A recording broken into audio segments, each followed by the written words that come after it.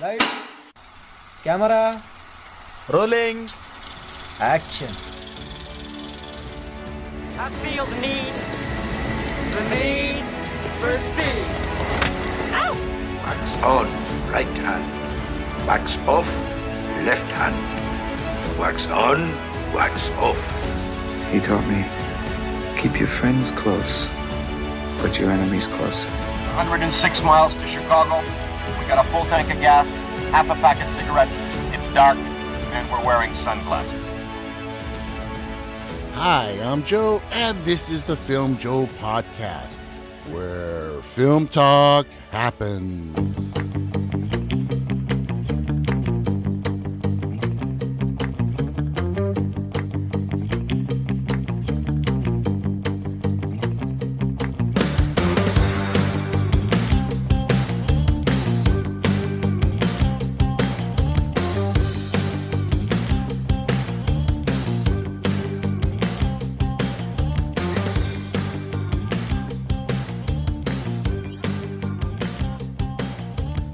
Hi, I'm Joe. And I'm Daisy. And welcome to the podcast where we talk about films, filmmakers, trends, the good, the bad, and the not so bad, all in the spirit and for the love of film. So for this episode, we're going to get weird again. This week, we have a very special guest. Let's welcome Erik Hanson of the podcast Cradle to the Grave. Welcome, Erik. Welcome. Hey, thank you, Joe and Daisy. It's awesome to be here, man. I've been looking forward to this chat for a while. So thank you so much for having me on. Absolutely. Yeah, it's great to have you. Great to have you. So for our listeners who are not familiar with your podcast, tell them what it's all about. For sure. So I started Cradle to the Grave. I think I'm going on like 2.5 years now. And but the basic premise of my podcast, my horror movie podcast, and there's a lot of horror movie podcasts out there, as you know, Joe and Daisy. There's no shortage of horror movie podcasts. Right. So like, what can I do to try to make it different? So what I did is, so I am 53 years old. I was born in 1971. So I decided, you know what, I'm going to start the podcast talking about horror movies that came out the year I was born, 1971. Nothing before that. I have never talked about Rosemary's Baby on my podcast or Psycho or any of those old movies. So from 1971, I picked 10 films from that year, or my guest picked 10 films. I chat about those films. And then the next year, 1972, same thing. And so I've been doing that for 10 years. Right now, I'm currently in 1996, talking about horror films from the year 1996. And it's been really, really cool to see the true evolution of horror from 1971 until where I'm at now. It's been incredible. Like, it's a really cool journey to see how horror has changed over the decades. Mm-hmm. And I'm having a blast. I've met some really cool people like, yourself, Joe and Daisy, over the years of doing this show, reaching out to, famous authors, actors, directors, and then just, people like my friends who I went to high school with. Hey, come on and chat with me about horror. So I run the gambit of all kinds of guests. And I'm having a blast. Like we were talking about before you hit that record button. This is a labor of love. I don't make any money doing this. I pay money to do this, right? I gotta pay for the, you know what I'm saying? So, but I'm having a blast doing it. I love doing it. I love the genre, the horror genre. It's near and dear to my heart. And that's what Cradle to the Grave is all about. It's about sharing my love of horror and my journey through the horror genre from a little kid, to where I'm at now. Eventually I'm going to get to present day, eventually probably around 2027. I did the math. That's when I'm going to reach modern day movies. Wow. And I may end the podcast after that, or I may change into something different.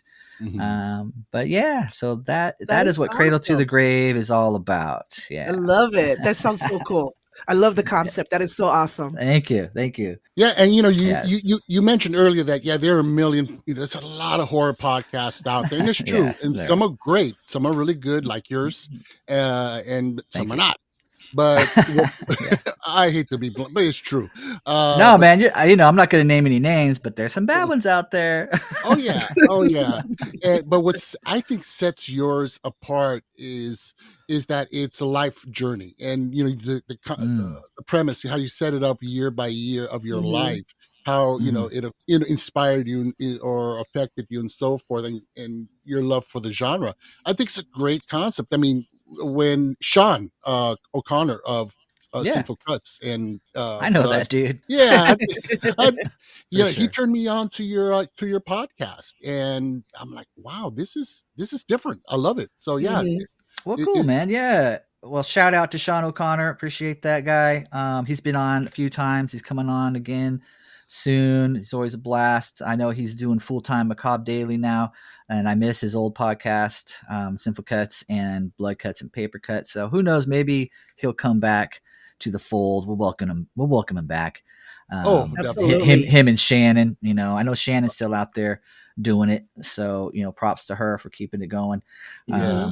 But yeah, there like there are a lot of podcasts out there, and I feel like with Cradle to the Grave, it's a constantly evolving thing. Like when I listen to some of my first episodes, I feel like I'm a different guy. I'm kind of prim and proper. I'm like, okay, so what I need you to do is tell me about your history with the horror genre, right? I'm keeping it all like chill, right? And then like I listened to episodes I recorded last week. I'm like, what the fuck? What this movie's fucked me up. So I feel like I've gotten more comfortable talking about or chatting with people. I've become more used to the format, and it's evolving. Yeah. What it is now may be different a year from now. So I kind of just go with the flow. I'm making the shit up as I go along, guys. Absolutely. That's how it's done. Yeah, that's what we do here. Yeah. No, again, it's folks, if you haven't heard his podcast, please check it out. We're going to have a link to his podcast in the show notes. So please, you guys got to check him out. Now, Eric, I got one big question for you. Yeah. Okay. So I emailed you some stuff before we started. You did. Yes. Your email, what's up with that? It's 3D chain. 3D chain, yes. So, and I mentioned to you, I'm like, ask me about that later. So I'm glad you asked me about that. So, there is a story behind 3D chain email, and so a long time ago, many years ago. Let's do the flashback machine. Let's do the when Eric was just a 20-something-year-old. I did this horror movie marathon where we watched the first 4 Friday the 13th movies. Right. I know you guys have seen all Friday the 13th. Oh yeah, right? Yeah. Okay, good. Yes. Otherwise, I'd have to leave this podcast. I can't talk to you two. But yeah, so I invited a bunch of friends over, and we did a horror movie marathon. We watched the first 4, and part of the party game was, so when the movie starts, everybody gets to pick a character in the film that would be your avatar, right? And when your character dies, like say I pick Kevin Bacon in part 1.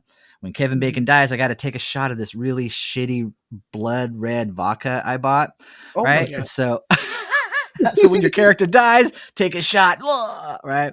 So that's the party game. And so part 1 starts, everybody picks a character.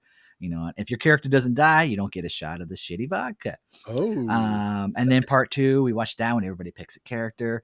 When your character dies, you take a shot. Part 3 comes on. Now part 3 was in 3D. Remember when it first came out, right? And so my character, when I was watching the film, I'm like, I'm gonna be one of the biker guys. It turns out his name is Ali. He's one of the black biker guy in the movie. Now he wraps his hand with a chain, right? Like his biker chain or whatever. And he, when they those characters go and they knock over the bikers' Harleys, and then with their little VW bug, they're trying to get away. Ali comes over and smashes through the VW bug's window with his 3D chain. And for some reason, we just called him 3D chain for the rest of the film. Nice. And my friends would just continue after that. hey, 3D Chain, you coming over? I'm like, and it just stuck. And so when I created my Gmail address, I'm like, you know what? I like 3D Chain. I like that character. So that's the story behind my email address. That is so cool. That is nice. So yeah, and I recommend doing that party game. It's a lot of fun. It sounds like fun. Yeah, pick a character. When your character dies, take a shot. I like it. Any game with alcohol shots, I'm in. Alcohol and horror, perfect. Just hope just don't drink too much. Don't watch all 10 Friday the 13th. Then you may have alcohol poisoning. But by the end. Yeah. I mean, somewhere in the near future, I may tell a story of a drinking game we had with a card game and Puerto Rican rum. But no, we're not telling that story. We're not telling that. Oh man, I can't wait to hear that one. Oh God, no! I can still taste the Bacardi. God. Oh my gosh. Oof, that's not a good thing. So what do you say we jump into this week's episode? Okay, let's do it. All right. So it's time to get Para-Wierd. So for this first film, no accidents, no coincidences, no escapes. You can't cheat death. I got this feeling. This weird feeling. How you doing? The plane can explode! It's not a joke! It's not a joke! We get thrown off the plane all because Brownie has a bad dream? I saw it. The plane! It's gonna blow up! It's gonna blow up! Because of you, I'm still alive. We say that the hour of death cannot be forecast. But death could arrive this same afternoon.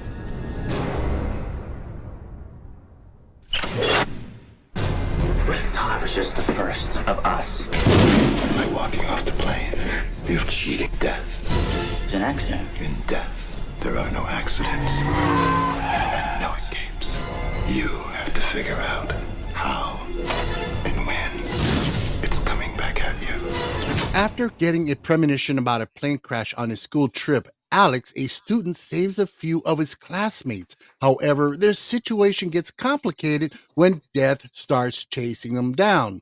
The film we are talking about here is Final Destination from 2000, directed by James Wong. The film stars Devon Sawa, Ali Larter, and Kerr Smith. So for this film, we're going to be rating this on the Filmjoe scale of 1 to 10 flights. Okay. All right. So there you go. Flights. No pushback. Good. No I like pushback. Right. So a little production backstory on this one. Final Destination, directed by James Wan. It was screenplay by Wong and Glenn Morgan and Jeffrey Reddick, and it's based on a story by Reddick. The film actually began as a spec script for an episode of The X-Files. Mm-hmm. And he did so in order to, he wrote this script in order to try to get an agent. And a colleague over at New Line Cinema read the script, I guess, and persuaded Riddick, you know what? Why don't you just do this as a feature length? So later, Wong and Morgan and a couple other writers, they got interested in the script and they agreed to rewrite it and have Wong direct the film. After the script was finished, New Line Cinema submitted the script to directors and writing partners and so forth. And they went on ahead and New Line accepted and they financed it, distributed it. And the film came out March 17th, 2000. So, Eric, you stated earlier before we started recording that you had seen this actually in 2000, but you barely remembered it. So, yeah. I mean, either it was that drinking game or it was just a long time ago. I was still in recovery from 3D Chain. No, man, so first of all, let's do a little more backstory about our chat that we're currently conducting right now. So you reached out to me, Joe. You're like, hey man, you want to come on my podcast and talk about horror movies? Like, hell yeah, I do. So you're like, okay, pick a movie. I'm like, cool. You sent me a list and I picked a movie. And you're like, right on. We'll pick another movie and we'll let you know. We'll get back to you. I'm like, cool. For some reason, it slipped my mind that you guys said that you were going to also pick a movie. So cut to this week and I'm gearing up for the chat and I'm ready to talk about this movie that I picked. You send me the outline for the podcast and I'm like, wait a second. Why is Final Destination on here? What the hell's going on? All right. I'm like, so I reached out to you. I'm like, hey, Joe, you sent me the script for the show, and why is Final Destination on here? Did we agree? I didn't agree to that. You're like, nah, dude. You're like, nah, dude. We did. We said we were going to pick another movie. I'm like, hang on. So I go and I check the chat. I'm like, oh shit, you're right, man. And so I'm like, I've never seen Final Destination, but I think I could squeeze it in. You actually sent me a digital copy. Thank you for that.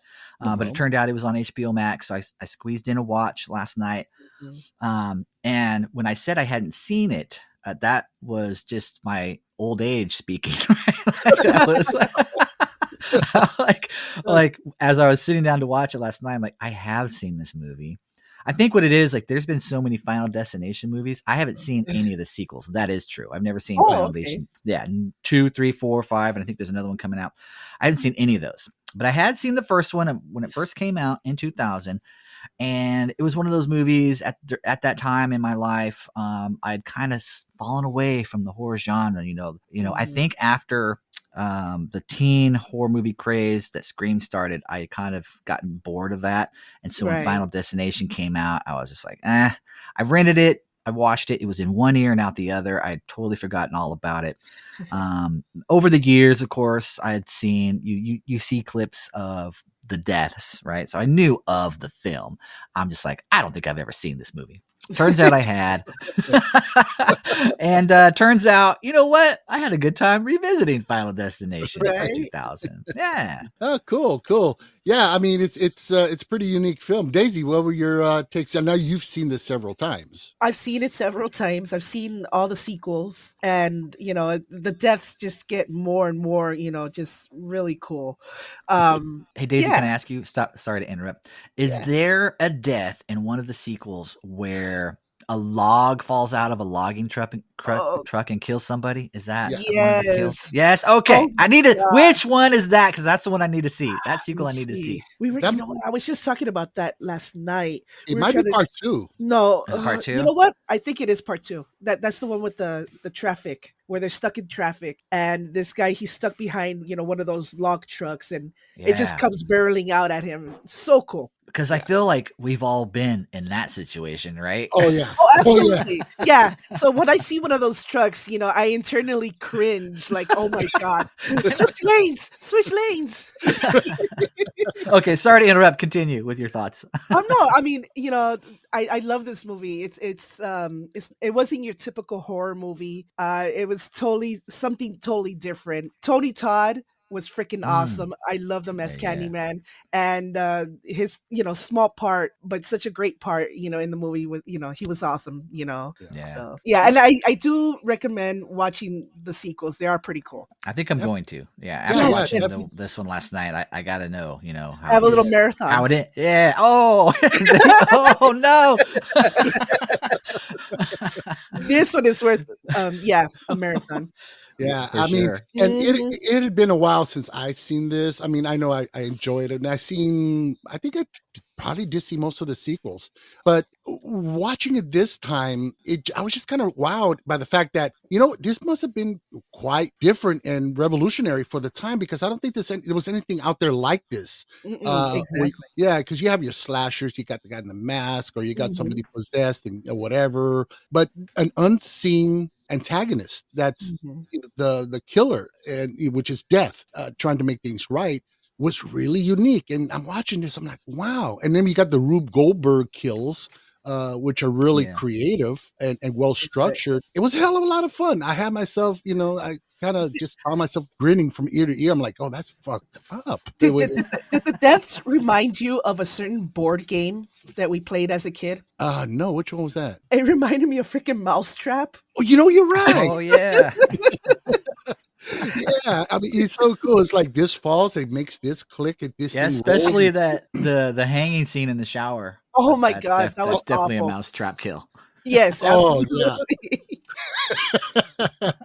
yeah. So no, I had a great time. I really did. It was, and again, viewing it through 2000s, eyeballs, I go, wow, this must have been quite a thing. In fact, that's what the producers, I believe, were going for. They did, or the guys, when they were writing the script, they didn't want to have your typical killer or your slasher. They wanted something really unique and different, and I think they succeeded. Yeah, that's why I liked it so sure, much. for Mhm. sure. Yeah. My thoughts, for me, there's good, the bad, and the ugly. Start with the good first. Right.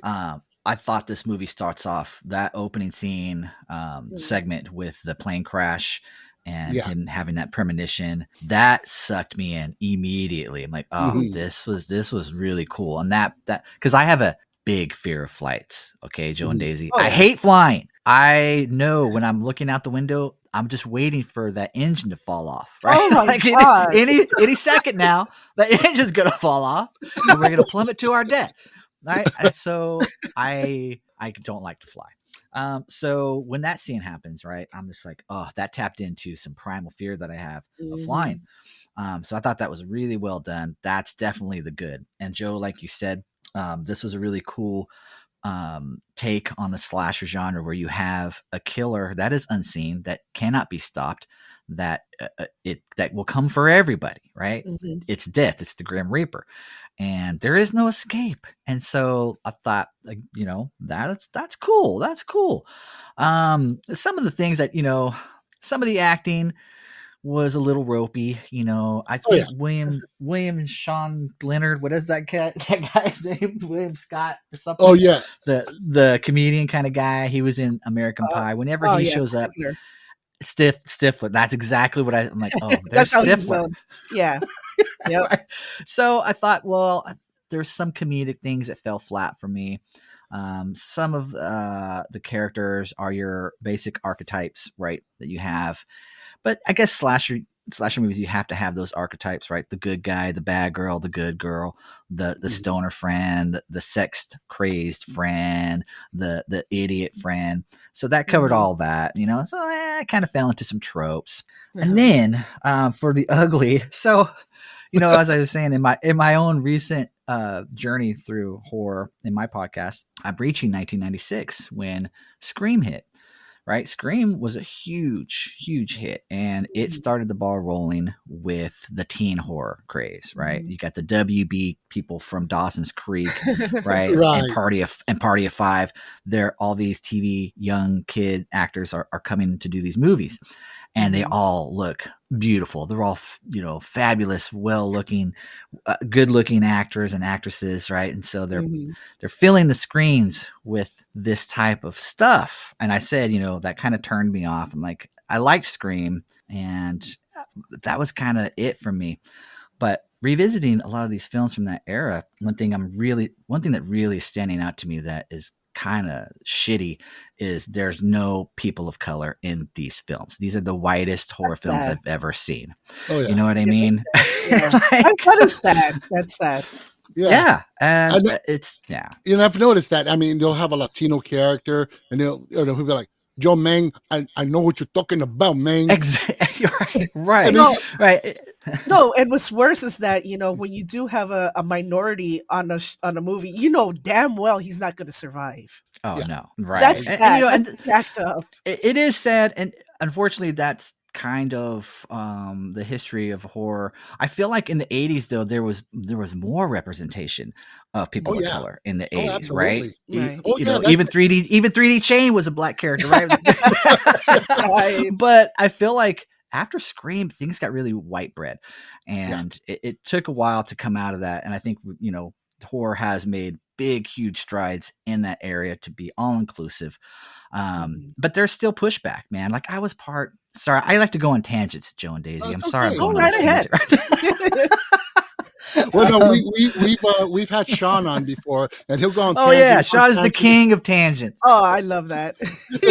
But no, what I was saying is like, so there's still pushback. I was part of this Facebook group for the film Salem's Lot, right? I'm a huge fan of Salem's Lot, the book by Stephen King, the miniseries by Toby Hooper from '79, and I joined this group, and recently. They released the remake of Salem's Lot on HBO Max. I don't know if you guys have seen it or not. Yeah. I still haven't seen it. No, I liked it. I thought it was pretty good. Yeah. But it took forever to come out. This was years ago, and I was part of this Facebook group. People were talking about, there's going to be a new remake of Salem's Lot. And there was like a huge contingent of members that was saying it's bullshit that they're changing the character of Mark Petrie to a black kid and the character of the doctor to a black woman. That's bullshit. That's not how Stephen King wrote this. He wrote like, they're supposed to be white. And I chimed in like, fuck you guys. And left that group, right? And I said some more stuff, and they got mad at me, like, you're too woke, Eric. Like, we don't stand for that shit here. Like, well, fuck all y'all. I'm out. So, but I really appreciate when directors or people that are creating, these movies, like Gary Dauberman, how he I'm going to change the race of these characters, right? We need to be all inclusive, and I think that is an important thing for us as a society to move forward, to come together. And there are certain people in power right now that are pushing back against that. I'm not going to name names. Trump, excuse me, but I don't want to get political. I don't mean to get political on the show. No, it's kind of hard not to. Right. So for me, it's a good thing. I think horror can lead the way to evolve us as a society, as a people. And I think horror's always been in the forefront of societal changes. You look back at Night of the Living Dead, right? You have a black main character that was unheard of at the time, but George Romero's like, no, we're going to have this character be black. He claims it was just because that guy was the best actor, but I think there's more to it than that, because that movie was right smack dab in civil rights movement. It had a purpose, and horror has been there from the start, to push these type of messages forward to us. So as you're being entertained, you're also being educated. So anyway. Yeah, no, I agree. No, I totally agree. I mean, for example, case in point, you mentioned the character Petrie, the kid in Salem's Lot. And you know what? He was so fucking standout. He was amazing. That kid in the recent Salem's Lot needs his own TV series or something, because he was the absolute gem of that. Of that film. Yeah. And it's funny because when I, at one point when I would hear about this, there's too many white people, there's no black people, there's no Latinos or Hispanics and so forth. I'm like, well, what are you talking about? They see, I was stuck in my 80s bubble. And like you mentioned, in the 80s, there was more integration of inclusivity. However, the issue I do have is when there's forced inclusivity with, it's like, let's just put anybody in there of color. Right. No. We have to have talent. And in the case that the kid who was in Salem's Lot, they put in first and foremost, is he talented? Can he do the job? And he was fucking amazing. And so I'm all down for that. Like I said, I mean, I grew up in, you and I both, Eric, the core of our movie going experience was the 80s. And, you look at these films, I was looking back at quite a few. We did a few for this podcast, and it hit me. I'm like, well, what's this shit about lack of inclusivity? There's tons of this. Latinos is, blacks is this, is that, is Asian. But yeah, you're right. The 90s did go white bread, and it did for a little bit. It did for a little bit, but so long as it's not a forced agenda, forcefully agentified and shoehorned in, I don't give a fuck who's in it. And with all that said, like, did that deter my enjoyment of watching Final Destination or Scream or I Know What You Did Last Summer or Urban Legend? No, they're fun movies. Yes, there's a lot of white people, but that was just a product of the time. When I watch movies from the 80s, there's a lot of homophobia in movies like 16 Candles or even Good Morning Vietnam. Does that deter from that movie being a classic? No, but you have to look at it through the lens of the time. That was what was accepted then. Yes. We know better now. We've learned. We've grown. Exactly. So when I watch Final Destination, I can point out there's no black people in this movie, right? There's no Latinos. There's no Asian. It's all white. I can point that out and realize in the sequels, that's the way it was. Yeah. In the sequels, we do have a little bit more, diverse. Okay, good. But yeah, I mean, I'm one of those. I mean, if I'm watching a movie from the 80s and there's we're Puerto Rican, Daisy and I, right? Yeah. And we'll see a Puerto Rican dude, and he's up there with a switchblade. He goes, "Yo, man, what's happening to you, man?" And he's Like, singing. we don't do that. Yeah, we don't do that. We don't go around singing "When You're a Jet." I mean, but you know what? Right. I don't get offended because A, I just have a thick skin, and B, it is a product of the times. Yeah. Now, Yeah. if we get something now that a negative portrayal or just a caricature, then you're like, hey, back off, man. That's not cool. So. Right. Mhm. All right. Exactly. All right. So now, wow, that was a tangent, huh? Like, I apologize, man. I'm sorry, man. No, No, that's cool. these are great things to discuss. I mean, and you know what? And I love horror. I think Shannon and Sean are guilty. It's their fault that I got back into horror as much as I did. Listening to their podcast, I'm like, oh fuck, you know what? I love horror films. I didn't know that. Yeah. Oh God, yes. Yeah, and so they were my gateway back into it. Right on. Right on. So yeah, back to the film. It is a pretty unique concept and it's a lot of fun and I really enjoyed it. Tony Todd as the mortician. He's freaking awesome. And how'd you guys like his final line was, "I'll see you soon." I love him. I so freaking love him. I kind of feel like that Tony Todd was actually death in human form. Yes, right? that's what I thought too. I feel like that was it, that he was the killer.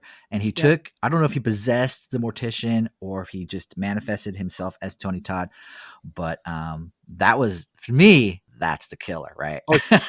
Okay, you know what? I don't care what the filmmaker says. That's the official narrative. That's what it is. I love it. Yeah, that's exactly what went through my head when I was watching that scene. Like, oh Wow. shit, he's death.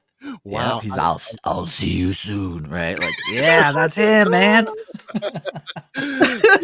Oh yeah, he was definitely. You know what's great is that Tony Todd has his presence. There's maybe a 3-4 minute scene, and the movie to me, this is a Tony Todd film right there. It was just so commanding. It was amazing. All you need is 2 minutes for it to be a Tony Todd film. That's all you need. Right? Absolutely. Like I loved him in Hatchet. He was so freaking cool. Oh, Hatchet films are really awesome. Yeah. Now, what I also love is how the director, I love the way he peppers the scene almost with a wicked sense of humor with something dangerous in the background. And at one point, you're actually looking around the frame of the screen. Going, oh, is that going to kill him? Oh, wait a minute. There's that sharp object there. Is that going to do it? And you just kind of, he fucks with you. He really does. Makes you paranoid. Yeah. And I think he did an amazing job in building up that paranoia of death is all around us. And he definitely, sets up, the frame and the set itself and all the little, props, everything in the frame is a potential killer that death can use against this character. Oh yeah, it definitely it clouds the whole movie with this dread. Like you never know what it is that's going to get this character. And, it's always this anticipation, like, how's it going to happen? Like I totally forgot about Sean William Scott's character getting decapitated or getting his head split in half. Like when that happened, I'm like, oh shit, I did not see that coming. Right. I love those oh shit moments. Yeah. Oh man. And I think I thought it was really, really creative and really it was awesome. You always have your confrontation with your antagonist or your slasher or your bad guy at the end of the film, right? From Jason to Michael Myers and Freddy Krueger, you have that final boom showdown, right?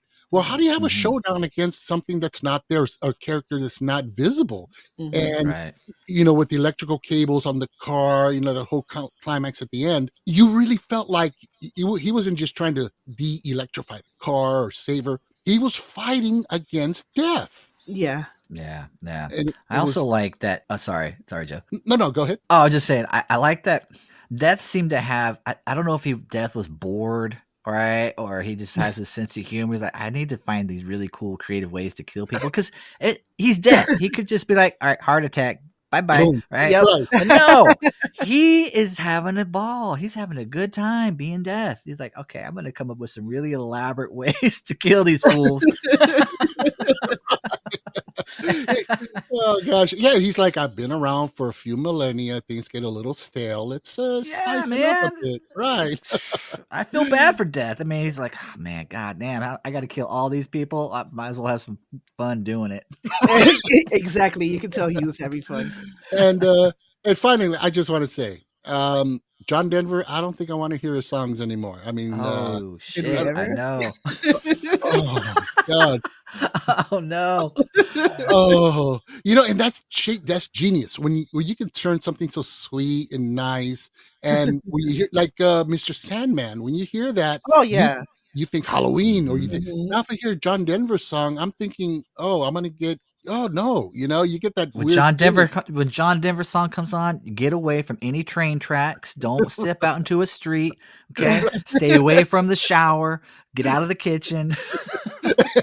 Exactly. Jesus. Oh gosh. So let's go with some key standout moments for both of your performances. Eric, what was your key standout moment and or performance? Okay, so I mean, come on. Key standout moment is the bus, right? I mean, I rewound that a couple of times. Like I gotta watch that shit again. That and that was one of the scenes I remembered, from watching this way back in the days when that was happening. Like, oh shit, I know what's gonna happen. Mhm. And I remember the first time, like it got me, like I jumped. And so, but this time I was like, wow, that's a standout moment for sure. I don't think anybody when they first saw this saw that coming. It all fucked us up. Absolutely. Right. And standout like performances, I think definitely got to go to Devon Sawa as Alex Yes. Browning. Mhm. He's a great actor. I Mhm. really enjoy he has an intensity that he delivers, Mhm. and it's believable. So I thought he did a really good job. And then Ollie Larder, Yeah. she's good too. She kind of looks like Taylor Swift in this film. You know what she It was does? the Oh haircut. my god. Okay. I was just calling her Claire Redfield. I did not think about Taylor Swift. Wow. Yeah, but I would say the two main actors in this are the standout performances for me, definitely, and of course Tony Todd. Yeah, of course. Daisy. Yeah. Okay, I'm gonna be totally lame. And my That is no standout- way to set up. You're not supposed to say that, Daisy. No, because You're I supposed to mean, say this is the best take ever. because to me it is. But I mean, you guys are coming out with like some awesome deaths and stuff. The buzz. My standout moment was when that guy Carter, he's driving in that beautiful Dodge. What is that? A Charger Challenger? A And Nova. no, it's a no. That's not a Nova. It was a Chevy Nova. That was not a Chevy Nova. That was a Dodge Challenger. All right, I'm gonna have to look that up. I'll text you later and tell All you. right. I know my cars, bro. Okay. All right. All right, and all right. Well, he's in his car. He's driving like a little badass, bumping that 9-inch nails Oh yeah. into the void. Oh my god, that was awesome. Okay. I'm a huge 9-inch Nails fan, and I got little goosebumps when I saw that scene. Yeah, that So was pretty cool. that was pretty cool. So that was my that's my lame take. But stand-up performances has to go to Tony Todd. Yeah. Yeah, for sure. He was just so freaking cool. Okay. No, Definitely. Well, I hate you both because you stole mine. Okay, both of them. Okay? Yeah, the bus kill. I mean, it hits you out of nowhere, literally, and you don't see it coming, and neither did she. Boom, boom. Thank you. Oh wow! Thank you. But Yeah, but that bus kill was intense. I loved it. It was like, oh yeah, boom, and you're like, oh, I jumped, and I remember that scene. I knew it was coming, and I still fucking jumped. I'm like, shame on you guys. You did it to me again. So I love that scene. It was great, and of course, Tony Todd. I mean, to me, everyone, like you said, Devon Sawa. He was great. He has this really great. I mean, you believe his angst and his fear and his intense. He was really, really good. But Tony Todd, 3-4 minutes on screen, he took command. And like we said earlier, it became a Tony Todd film. Absolutely. Yeah. So those are my takes on that. I mean, just love Tony Todd. So And I now like. Sorry, Joe. Just real quick. About talking about Devon Sawa's character. I like how so when all these kills are happening around him, like especially when William, what's that guy's name? I keep on fucking Sean William Scott's character gets decapitated. His reaction isn't one of like terror or horror. He's like, wait a second, he wasn't supposed to be next. Wait a second, there's a mistake here. Let me check my calculations real quick. Wait, okay, no.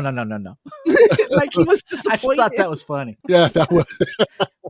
So let's get into the budget and box office on this. The budget at the time was about $23 million, and that's about 42.4 in today's dollars. Box office at the time was 186.1, which I didn't do the math like an idiot, but it's a lot of money today. It's something like maybe 300-400 million. So it did really, really, really well. I mean, I think that's attributed to the fact that it was a very original kind of concept. We've never seen anything like that, and it was shocking. And it was shocking. And it was shocking. That's what I loved about the film, was that it just wasn't like, oh, there's your money shot. And it's like, boom, you get a bunch of those throughout the entire film. And it's just a gore fest of horror. And so yeah, it did really, really well at the box office. Reviews and scores. Roger Ebert, our favorite critic from Chicago. Good old Raj. Yes, sir.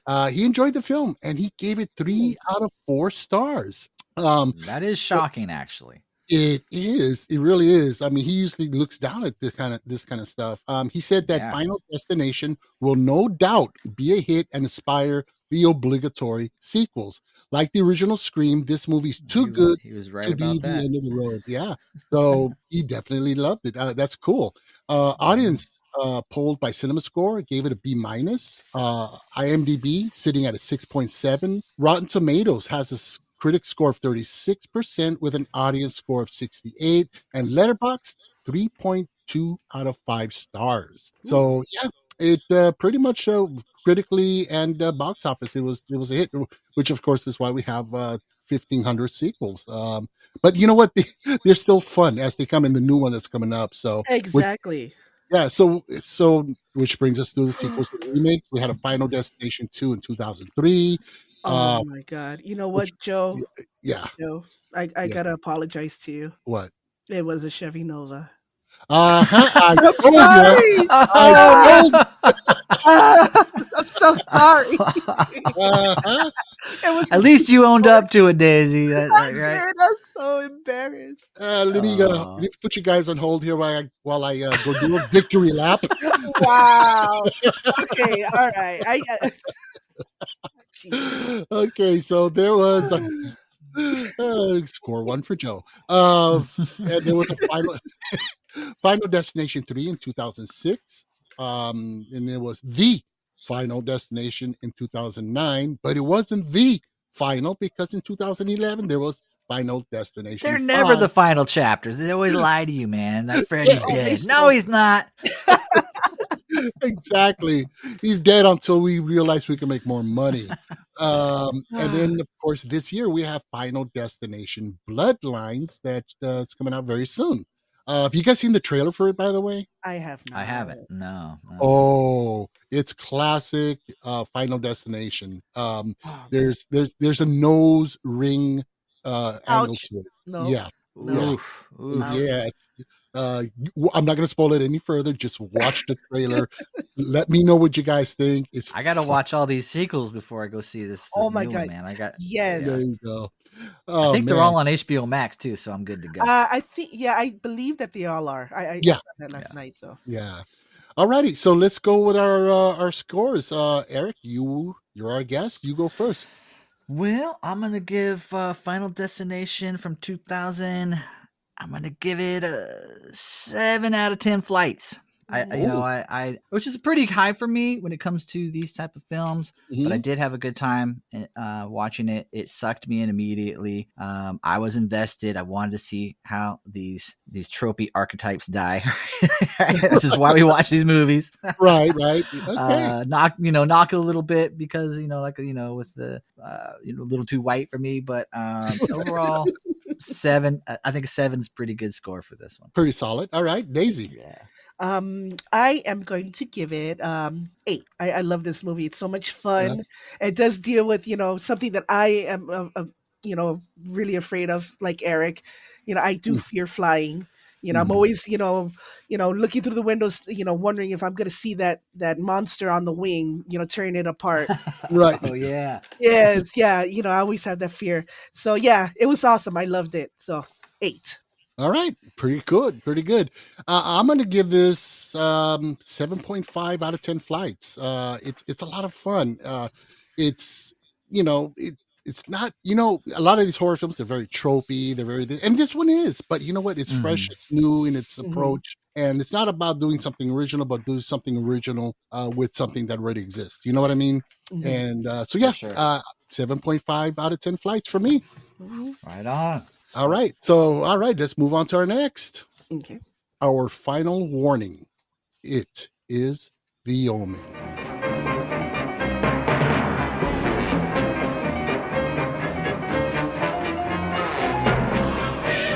The eternal sea, he rises, creating armies on either shore, turning man against his brother, till man exists no more.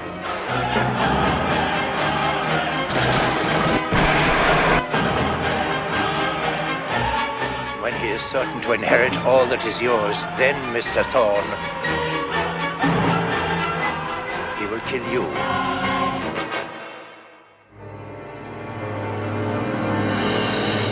Mysterious deaths surround an American ambassador. Could the child that he is raising actually be the Antichrist, the devil's own son? The film we were talking about here is The Omen from 1976, directed by Richard Donner, one of my all-time favorite directors, who gave us Superman, The Goonies, the Lethal Weapon franchise. The film stars Gregory Peck, Lee Remick, and Harvey Stevens. So for this film, we're going to be rating this on the Filmjoe scale of 1 to 10 ceremonial daggers. Look at me, Okay. Damien. All right? Sounds good? Sounds good. Yep. All right. So The Omen is a 1976 horror film directed by Richard Donner and written by David Seltzer. According to producer Harvey Bernard, the idea of a film about the Antichrist came about. He was having a discussion with a friend, and he told me he had an idea for a story. This was way back in '73, which had to do with the devil's son and so forth. And he was really taken by it. He's like, hey, let's do this. So it took about a year for Seltzer to write the script. Once the script was done, it was considered by Warner Brothers, but the project did not move forward until it was optioned by Alan Ladd Jr. over at 20th Century Fox, which, by the way, Alan Ladd Jr. was kind of a revolutionary studio head, because if it wasn't for him, we would never have gotten Star Wars. Yeah, he always had this vision of film that a lot of studio heads didn't have. So Seltzer and Donner, however, they did differ over the message of the film. Donner, he wanted more of an ambiguous kind of ending where it's like, is it the devil's son or isn't it? Whereas Seltzer wanted the straight up forward, no, that's Devil's Kid. Fuck it, that's where we're going. So they went with that. And so, Donner's like, fuck it, why not? I mean, he was still a relatively new, untested director at that point. So they went on ahead with that version of the script. Principal photography for The Omen, it began on October 6th. Ooh, how ominous, the 6th. Yeah. 1975, it lasted 11 weeks, and wrapping of the film took place on January 9th of 1976. So, Eric, your takes. My takes on The Omen. Well, I picked this for a reason from your list that you sent me, because, I mean, this is stone cold classic, right?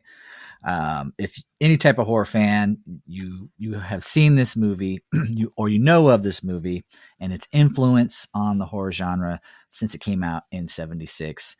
I've always loved The Omen. I feel like it's a movie that wouldn't get made today the way it got made back in the '70s. '70s was a different filmmaking era.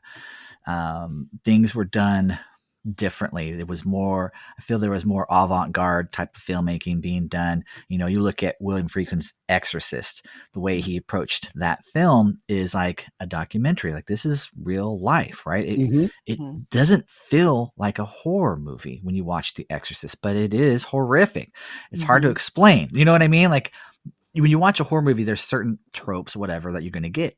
And in the 70s, I think that there were no tropes during that time. Like, the tropes were created. When you look at 78's Halloween or Black Christmas, the tropes for the slasher films were created then. They were created in the 70s. Right. And so, you know, watching The Omen, I feel like from, you know, Exorcist and The Omen, that's when we get, you know, a lot of films dealing with Satan and religious aspects and you know, like with the occult. I mean, they existed before, but these were blockbusters. The Omen was a blockbuster. Everyone went to go see The Omen. Everybody went to go see The Exorcist. And it was, I feel like there was a sea change in the 70s in the horror genre with those two films. And I think that, for good or bad, you know, I think that there was some negative things that came out of The Omen and The Exorcist from the 70s. There was the rise of the religious right, not exclusively because of these films. There were other things happening in our society at the time when the moral majority, you know, pop up their ugly head and say, we can't have our kids going to see these movies about Satan, right? Because Satan's real. This isn't Freddy and Jason. This isn't Dracula. Like, that's make believe. Like, Satan is, they believe, right? I don't know if you two are religious. I grew up in a Christian. I grew up in a Christian household, so we weren't allowed to watch the shit. Right? My mom would rent me Dawn of the Dead, but she would not rent me The Exorcist. She's like, no. Stick with zombies, Eric. Okay. Nice. But, you know, so there was this thing in the 80s called the Satanic Panic, which I grew up in. And it was a result of movies like this, because humanity, I feel like, is sort of like one organism. And when something is introduced into that organism, it's like a virus and it spreads through that organism. When Rosemary's Baby, The Exorcist, and The Omen were introduced into the humanity organism, it created a panic. It created this satanic panic, which really took off in the 80s, where Satan was fucking everywhere, right? It was in our shampoo. It was in my chicken nuggets, right? It was fucking everywhere, right? Right. And it resulted in some really horrible things. People in daycare centers were being accused of molesting these kids and using them for their satanic rituals, which was false, right? These kids were not telling the truth. None of that shit fucking happened. And people went to jail for years. Geraldo Rivera had this huge show during daytime television about how Satan was infiltrating our kids' schools and in our products that we buy, and he had like all these people come on and say how Satan is taking over, and it scared parents, right? My mom all of a sudden in 1987 decides I can't read Stephen King anymore. Right? Wow.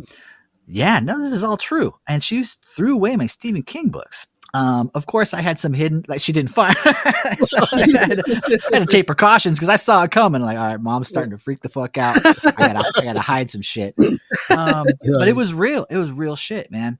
Yeah. Geraldo Rivera has since apologized for that because he feels like he stirred the pot, right? Yeah. We look back on that time period now, and we realize it was a hysteria. It was a mass hysteria, but it all came from the 70s. I'm not blaming it all on The Omen, but The Omen had, but everybody, had a lot to do with it. Yeah. It had a lot to do with it. It put the fear, because like The Exorcist, parents are going to go see this film, right? And it deals with real life shit about, we can't have a baby. We're going to adopt a baby. A lot of couples go through this. And it's difficult raising kids. I don't know if you two have children. I have children. It's difficult, right? There's no handbook they give you on this is how to raise a child. No. And so the Omen taps into that fear. It taps into the fear of raising a child, not knowing what to do, not knowing what's wrong with my kid. What's wrong with my kid? Why is he acting this way? I don't know. What's the answers? Turns out this kid was the fucking Antichrist, right? So like that. And so I think it tapped into a lot of fears that parents had. Same with The Exorcist. What's wrong with my child? Why is my daughter, having nightmares or can't sleep? Why is she acting this way? Well, it turns out it's the devil. And and so that's the power of the Omen is that it taps into rational fears that parents have, and then it twists it into saying, no, man, it's all Satan that's fucking this shit up. And and the Omen does an excellent job. It doesn't overplay its hand. It's a very restrained film. There's no twisting heads. There's no blood, I don't think. It's just all dread and things that happen where you're like, why is it happening? Why is Damien giving me that smile when he sees his nanny kill herself? What is going on? It really affects you on a deeper level than a lot of horror movies do. And then to top it all off, you have the greatest musical score of all time. Oh yes. Right? my husband knows the words to the freaking nice. Yeah. He sings that shit in Latin. I'm like, seriously, dude? Get the fuck out of here. Oh, yes. I'm like, oh my God. Well, you know, interestingly enough, you talked about how, films like The Exorcist, The Omen, and Rosemary's Baby, they kind of were the incendiary point that started the whole satanic panic in the 80s. And it is very interesting because, and of course, the religious extreme right, they came out of like, oh, no, we don't want this and so forth. But I think, I'm not a practicing Catholic, but I am very, I have my faith and my spirituality. And I think these films, in my opinion, they're actually as important they are to the horror genre, they're also important to Christianity because, it's letting us know, look, the devil is real. I'm not going to get all biblical here and all, hallelujah and stuff, but, if we believe in God and his existence, we also must acknowledge the presence and the existence of Satan. And I think to me, in a warped way, they reaffirm my faith. All these three films are films of that type. So it's almost kind of contradiction, from the religious extreme right to we're not going to acknowledge the existence of Satan. No, he's there. And these films, I think, kind of in that sense. I don't know if you guys understand what I'm saying. No, yeah. I absolutely understand. There's a balance to everything. You're right. yin and yang, night and day. There has to be a balance You can't ignore the other side that it does exist if you are a person of faith. So, So yeah, they're important films, and again, also on the cinematic landscape, they're very important as well. So for me, I just love this fucking movie. I'm a huge Gregory Peck fan. Love Gregory Peck, and he just brought this gravitas and legitimacy to the film, and of course the score. I mean, I love this film. I've seen it easily well over a dozen times, and yeah, it's really, really good. I love it. I've actually seen it only twice. Oh, wow. Okay. Yeah, only twice. And, to be honest, okay, I didn't find this movie scary. It was very creepy. It was, I guess it was scary, but it wasn't horrifying to me. I think that the hardest part for me to deal with as a parent is, what happens, when you raise a child, you love this child. And, you start, wondering, there's something odd about this kid. And, your maternal instincts start kicking in just like, hers did. And then you realize, oh my God, my kid is the freaking Antichrist. And, you as a religious person, as a Catholic, as a Christian, you know what must be done. Right. You got to kill this kid.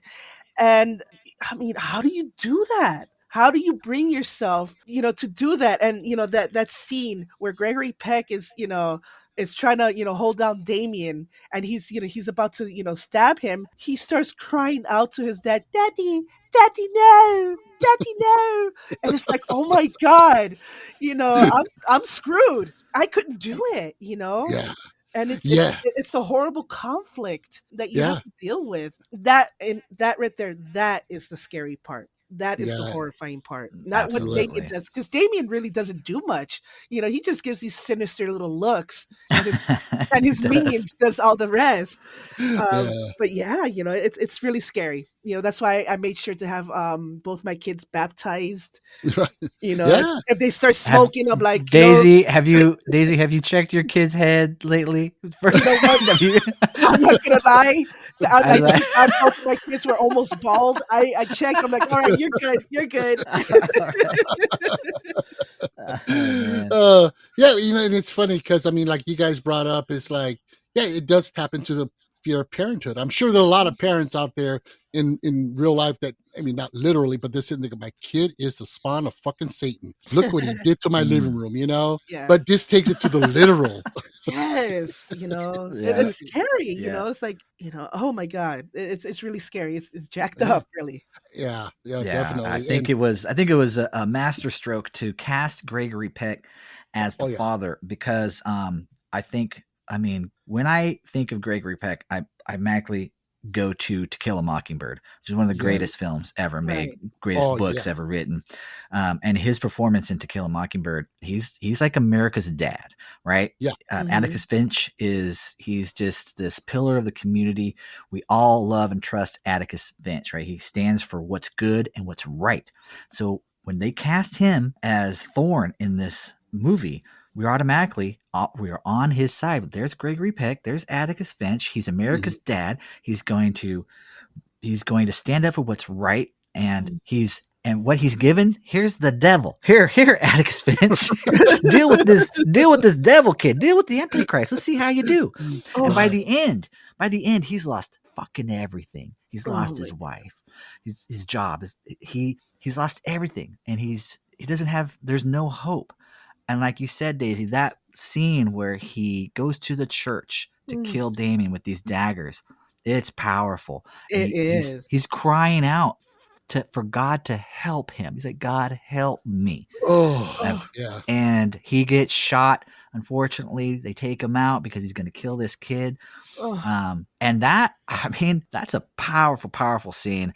And Gregory Peck for me, he was the only guy that could pull this off and to make it work the way it works. Oh, absolutely. I mean, yeah, you're absolutely right. I mean, we could have gotten, I don't know, any other actor of that era, Paul Newman, whoever. But yeah, you don't even have to have Gregory Peck say anything. Just show up on screen like exactly. I'm on his side. Yeah, such presence. Yeah. So amazing. And now, but overall, you know what? Across the board, the casting was amazing. You had, for sure. Of course, Lee Remick, who's really good. Henry Stevens as Damien. Fuck, that kid was. I wouldn't want him as my kid. I'm sorry. That kid doesn't say a damn word, and he scares the shit out of me. Yeah. Oh man, and you got David Warner as the. I love David Warner. Oh man, yeah, he's good. He's good. Yeah, just great casting all around. Even the what was the name of the priest who was trying to warn him? Brennan. Yeah, Father Brennan. I mean, that actor. I mean, just amazing cast all around, and just the amazing subtle touch that. As a director, Richard Donner, he doesn't, like you said, it's not an overwhelming film. It's like it's subtle throughout, and then when he needs to hit you with that left hook, he's going to get you. With certain sequences when Mrs. Thorne flies out the window and she hits the ambulance. It hits you. It rocks you at the very foundation. Well, that scene right there actually, for me, really stood out. When she has the lace over her face and she turns to see that evil ass nanny. Oh, Baylock. Yeah. Oh. And they show, they get up close to her and they show her beautiful eyes. And I don't know what it was. There was a purity, there was an innocence, of that look that is about to be taken out by Oh. something so evil and sinister. Oh yeah, and I love the way the scene is structured because, like I said, she has the lace over her face, and she turns around, and you think that close up of Balak's eyes, and you got the music that just. Dun, dun, dun, dun, dun. I had goosebumps on goosebumps, and I've seen this a million times. Mhm. I mean, man, yeah. To me, Richard Donner, rest in peace. Just an amazing director, and he did a Yeah. banger of a job on this. Mhm. Really amazing, really great. Absolutely. Was this his only horror film that he directed? I believe I feel so. like it was. I feel like he didn't do any other horror films. Yeah, I mean, he jumped genres around a lot. He, the kid, Yeah. the Goonies and Lethal Weapon and stuff like that. Mhm. And I think my top two favorite Richard Donner films would have to be The Omen and Superman. Mhm. And again, that's to me, that's what makes films like The Omen and The Exorcist special, is because they're done by non-genre filmmakers who Mhm. approach the material in a different way than, say, somebody like John Carpenter would approach it, right? Carpenter's going to fill this film with horror tropes or make it more scary. But somebody Mhm. like Richard Donner is going to come in, or William Friedkin, they're going to come in with a different mindset Mhm. and approach the material different.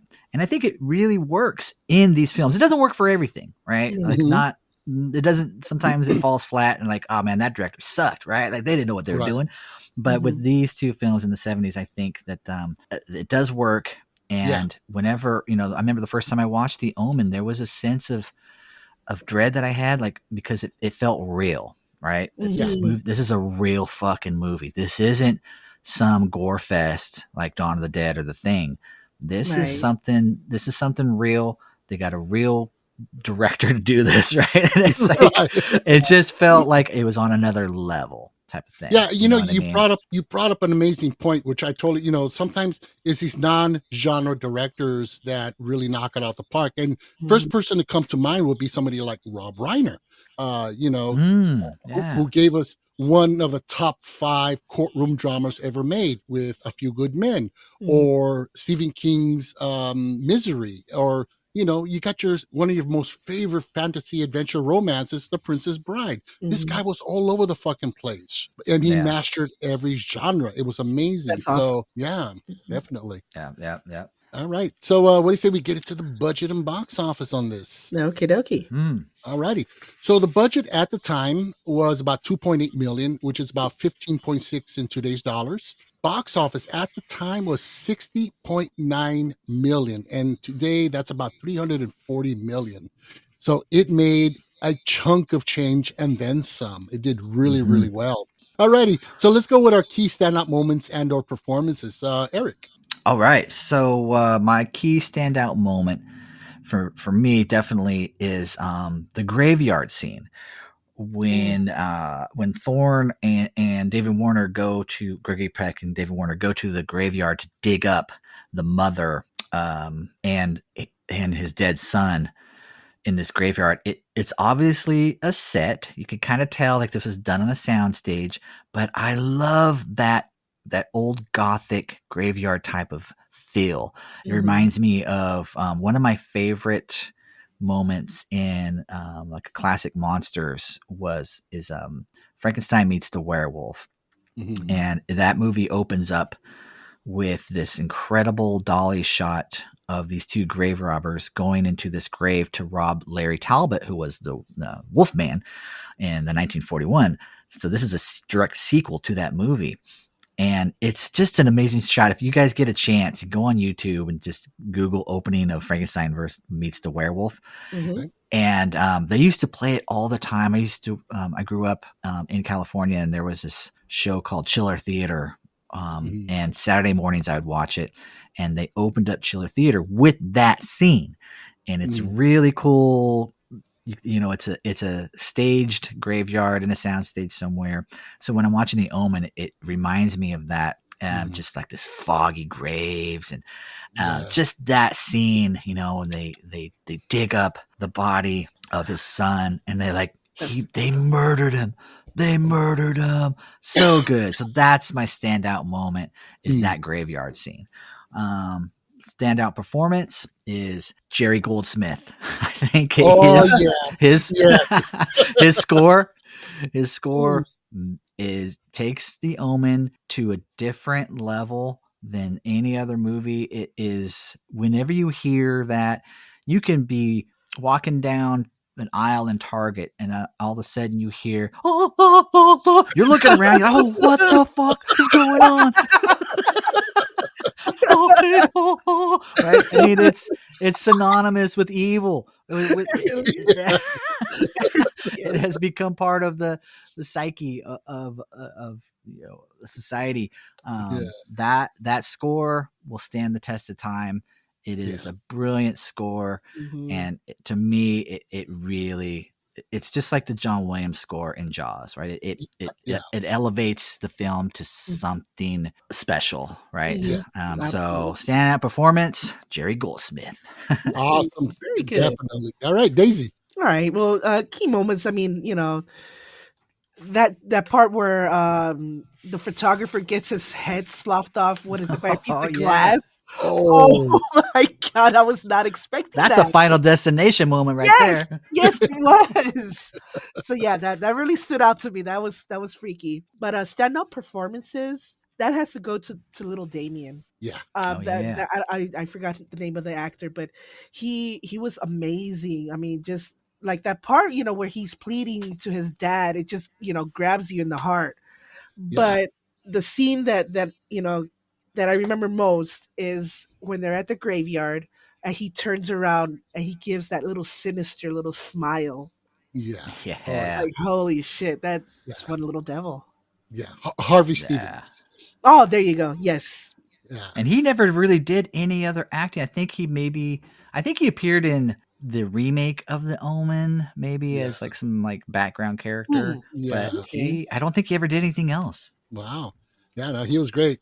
Well, for me, Eric, again, you stole my thunder. Did I step on your toes, dude? Oh man, sorry, man. I'll take mine back. Mine wasn't the graveyard scene. I was just kidding, dudes. No, you know what? Graveyard scene, though. Yes, it is amazing. The way it just kind of builds. I mean, already you're creepified once you arrive there.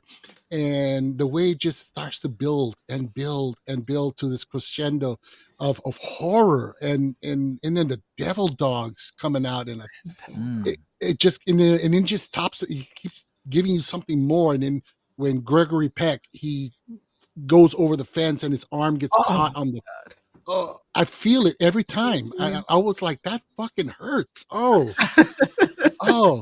I mean, it's just beautiful. Like you said, Eric, I mean, the gothic feel and the look and the tone and the score. It's just it's a classic case and when of they discover those jackal bones, like my God. That's a moment. That's a shock moment. We're like, man. oh shit, it's a jackal. Yeah.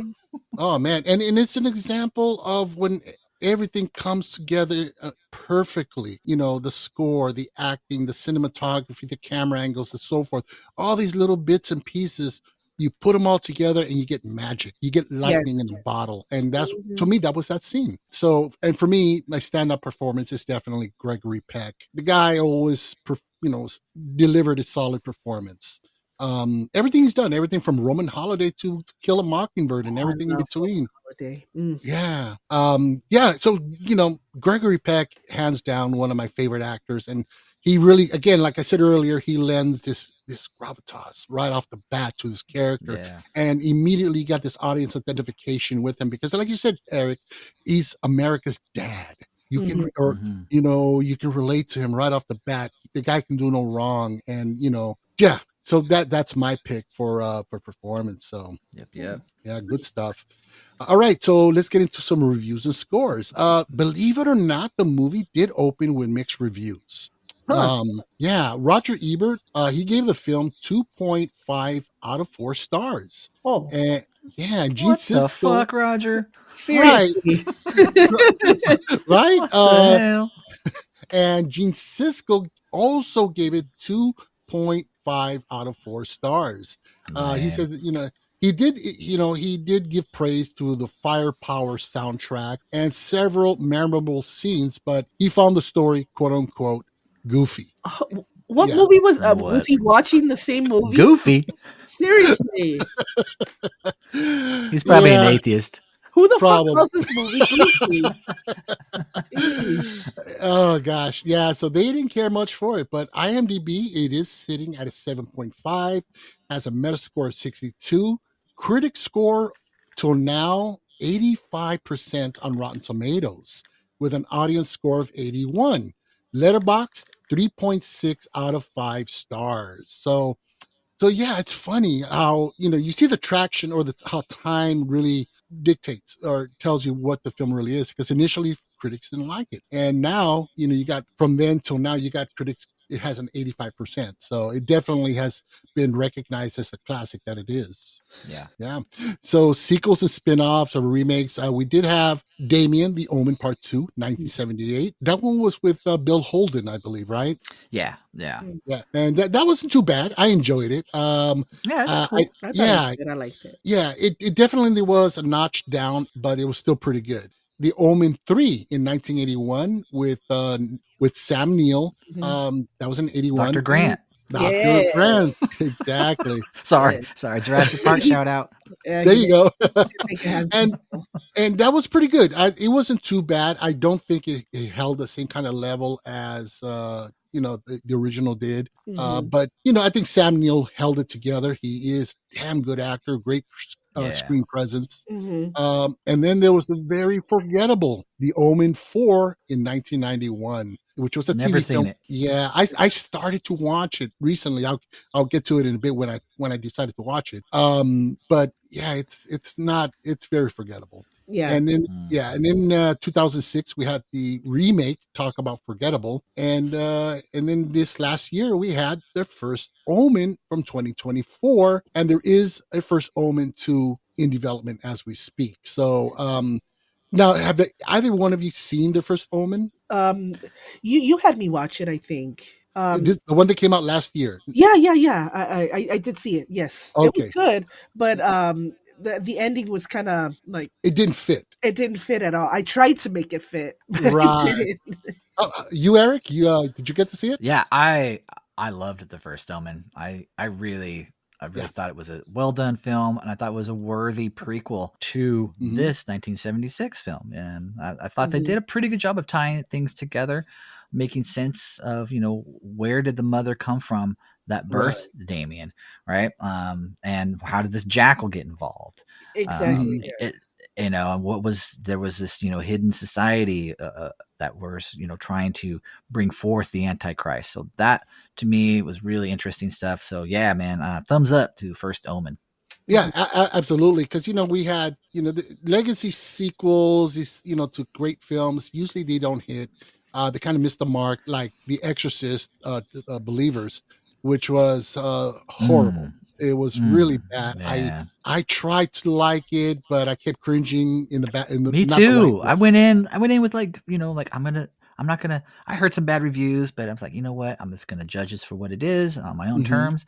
And like you, I was disappointed, and it's too bad. It had a lot of good talent behind it. It just missed the mark. Yeah, and I think with the first Omen, they definitely tapped into Donner's version, his tone, and just amped it up. They definitely did.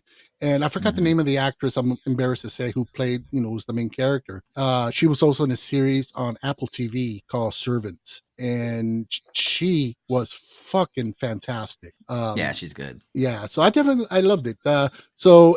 Which brings me back to The Omen 4.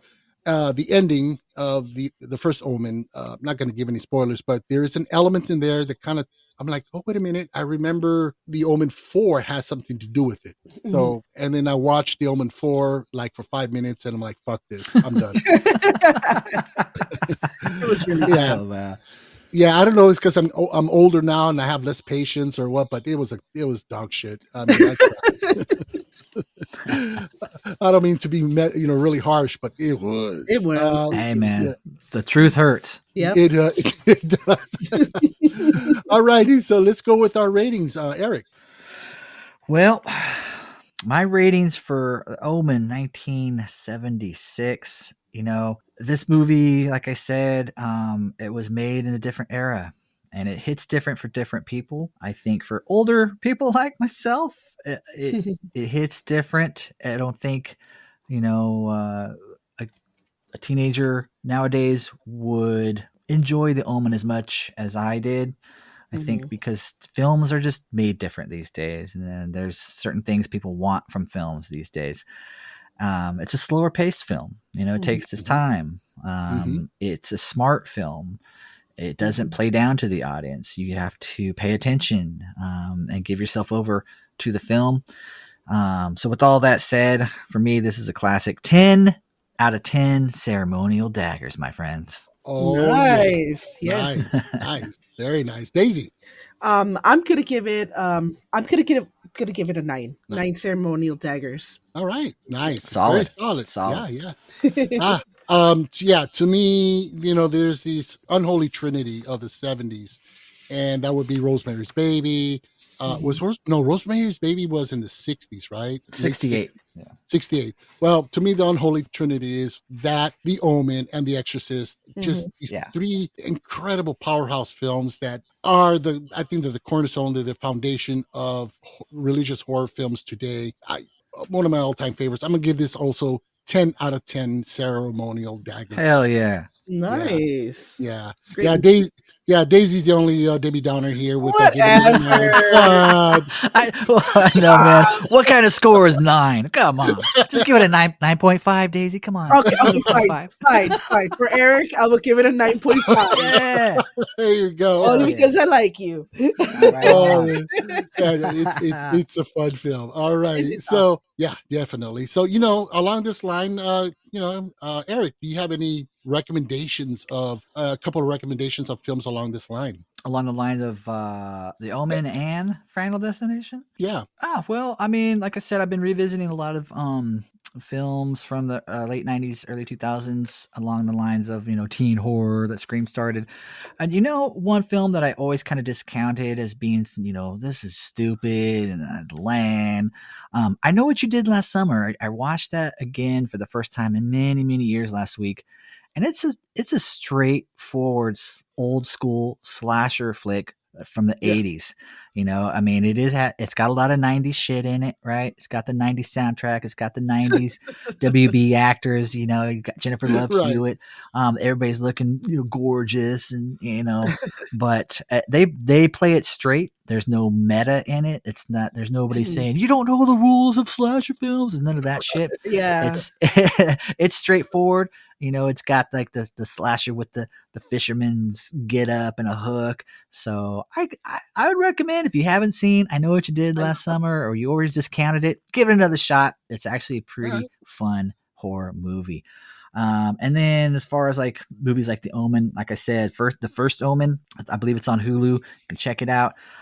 It's well done. And I think it would be a perfect, movie marathon. Watch the first Omen and then watch The Omen from 76. It really ties in the storyline together in a really cool way. So yeah, man, first Omen, check it out. All right, how about you, Daisy? I hate when you put me on the Just say the first Omen. All right. No. Okay. All right. You know what? There was a movie that did, because these types of movies, they do scare the shit out of me. I could watch zombie movies. I could watch vampire movies. Any other type of horror movie, slashers, they won't really scare me as much as something that has, a more religious aspect to it. I saw the exorcism of Emily Rose. Oh yeah. And that one scared the shit out of me so bad that I grabbed my daughter and said, "You know what, sweetie? You're sleeping with mommy tonight. You're scared. You want to sleep with mommy tonight." Yeah, I really, I haven't seen it since, but yeah, that one did, freak me out. So I think that would be a cool movie for you guys to check out. Cool. Oh man, I love that film. Yeah. Yeah. For me, I'm going to go with one that is not very well known and has been kind of forgotten. It's a movie with Demi Moore called The Seventh Sign. Oh my God. I love that movie. I freaking love that movie. Yeah, definitely. I mean, it definitely, it takes a lot from the Omen as far as tone, and that kind of thing. But it was pretty damn good. And basically, she's pregnant with the second coming of Christ, and she does, and so forth. And they're trying to kill her, and it's pretty intense. I loved it. I thought it was really. It was beautiful. I love the way it ended. It ended with hope. Yeah, it was beautiful. I love that movie. Yeah. So that was a pretty good one. I need to revisit that one. It's been a while since I've watched that one. So check that one out. I mean, it's not a perfect film, but it's pretty damn good. And as far as along the lines of Final Destination, I'd have to say, you know what? The other, the sequels, you definitely got to watch the sequels. What I love about the sequels is that, we're retreading on old, old grounds and stuff. We're going back to the well, but it doesn't get old. It's still exciting. I think the thing with the sequels for Final Destination is that, okay, what the fuck are they going to come up with next? Yeah. And it keeps you guessing, and it becomes almost just this event of, an experience. You're sitting there go, oh, is it going to be the lamppost, or is it going to be the park bench, or is it going to be the bus? It has you guessing, and as predictable as it is, something's going to happen. You don't know what's going to happen, and I think that's what's great about the sequels for Final Destination. Absolutely. So those are my recommendations right there. So, nice. Alrighty, yeah. So for everybody wondering at this point, where the hell is Liz? That's what I'm asking. What the heck? Unfortunately, something came up and she couldn't make it. She sends her apologies. But she will be back next week. So, no, we haven't given her the boot. Or she hasn't given us the boot. She just, something came up and she couldn't make it. So we definitely miss you, Liz. And we can't wait to get back with you next week. So, all righty. So, join us next week. Next week is the final episode of the season. And we're going to take about a month off. Ooh. And we're going to go into how the West was won, or rather how the West was fun, with two modern Western classics. We're going to do Silverado from 1985 and Tombstone from 1993. Oh, I love that one. Yeah, classics. Yes. Yes, love those two. I mean, I'm a huge fan of old Westerns, but those are two just modern classics of the Western genre. So I love those two. So it's going to be a lot of fun. Awesomeness. Now, also, I want to let everybody know next week is the final episode of the season. So make sure you join us next week. I have an exciting announcement to make. It's huge, and I'm totally stoked. So make sure you tune in for that. Eric, thank you so much for taking the time to join us. Oh, yeah, man. This is a lot of fun. Thank you. Thank you. So, you said, hope I don't suck, and you never invite me back. Oh my God. You're freaking awesome. On the contrary, Eric, you definitely are welcome back anytime. And we hope appreciate that. Yeah. Hope you join us again for season 5. We got a lot of cool stuff coming up there. Yeah, man. Send me a list. Absolutely. So, before we go, Eric, let everybody know about your podcast again and where they can find you. Oh yeah, Cradle to the Grave. Basically, just Google Cradle to the Grave podcast, and it'll all pop up there. I'm on Spotify. I'm on the Apple Podcast, wherever you listen to your podcast. Give it a listen. I'm really bad at promoting my podcast. I don't even in my episodes. I'm just like, okay, bye. But I'm only on Instagram. I'm not on Facebook or Twitter, X, whatever you call that shit. I'm just on Instagram, so you can find me in Cradle to the Grave Pod, and 2 is the number 2. It's kind of, I don't know. The other one was taken, so I had to go with that. And I usually I post a lot of fun stuff on there. Clips from upcoming episodes and guests that are coming up. I try to keep things fun and get some really interesting guests. Joe, you're coming up to come on the pod soon. What would you be talking about? Should I spoil the movie you're going to come on and talk to me about, or should I? I'll go for it. Go for it. I want to know. It's Mimic. Yes, Mimic from 97. Was that 97 or 98? Around that time. Right.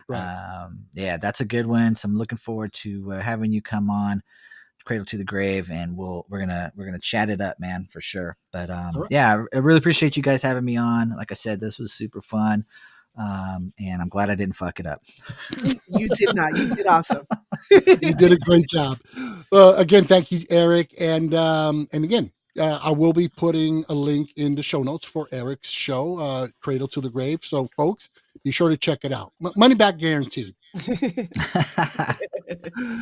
All righty. So, thank you all so much for listening, and we really hope you enjoyed the show. Please help to support the pod by giving us a nice 5-star rating, leave us a good review, or another way you can support is simply, well, just subscribe and or follow us on Amazon, Spotify, iHeartRadio, Deezer, Audible, Boomplay, or wherever you get your podcast fix. Also, don't forget, swing by our Instagram page. We're also on TikTok, YouTube. That's where we have some of our regular episodes drop as well.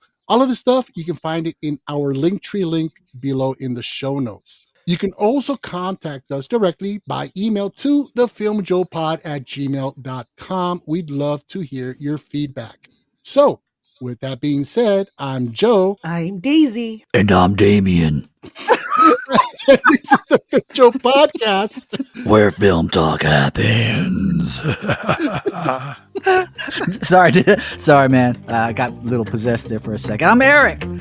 This is where film talk happens, my friends. Filmjoe Podcast. Check it out.